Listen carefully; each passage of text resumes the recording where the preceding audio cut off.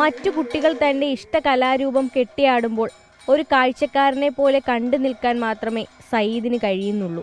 ജില്ലാ കലോത്സവത്തിൽ കഥകളി വിഭാഗത്തിൽ ബി ഗ്രേഡ് ലഭിച്ച സയ്യിദ് ഷിഫാസിന് പക്കമേളക്കാർ ഇല്ലാതെ കഥകളി അവതരിപ്പിച്ചു എന്ന കാരണത്താലാണ് സംസ്ഥാന കലോത്സവത്തിലേക്കുള്ള അവസരം നിഷേധിക്കപ്പെട്ടത്.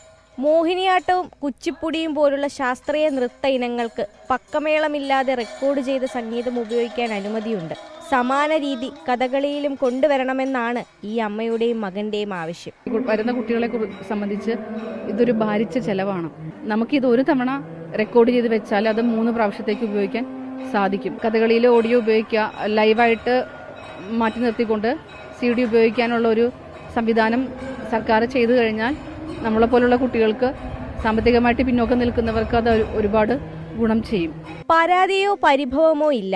തന്നെ പോലുള്ള കലാകാരന്മാർക്ക് ഇത്തരം തടസ്സങ്ങളില്ലാത്ത സ്വപ്നവേദികൾ കീഴടക്കാനാകണമെന്ന ആഗ്രഹം മാത്രം. വിദ്യാഭ്യാസ മന്ത്രിക്ക് ഇക്കാര്യം ഉന്നയിച്ച് ഷിഫാസ് നിവേദനവും നൽകിയിട്ടുണ്ട്. പക്കമേളക്കാരോടുള്ളൊരു എതിർപ്പല്ല, അവർ കഥകളിയിൽ വേണം. തീർച്ചയായും ഞാനൊക്കെ ഒരു പ്രൊഫഷണൽ ആയിട്ടൊരു ആർട്ടിസ്റ്റായിട്ട് വരുമ്പോൾ അവർ ഇല്ലാതെ കഥകളിയിൽ നമുക്ക് ഒഴിച്ചുവിടാൻ പറ്റില്ല. പക്ഷേ കലോത്സവം എന്ന് പറയുമ്പോൾ നമുക്ക് അവിടെ സാമ്പത്തികപരമായിട്ട് ഇത്രയും എല്ലാവരെയും താങ്ങാനായിട്ടുള്ള ഒരു കഴിവ് നമുക്ക് കുട്ടികൾക്കില്ല. സർക്കാരിൽ നിന്ന് അനുകൂല നിലപാടുണ്ടാകുമെന്ന പ്രതീക്ഷയിലാണ് ഈ കുടുംബം. ക്യാമറാമാൻ മനു ദാമോദരനൊപ്പം പൂജ രമേശ്, 24 തൃശൂർ.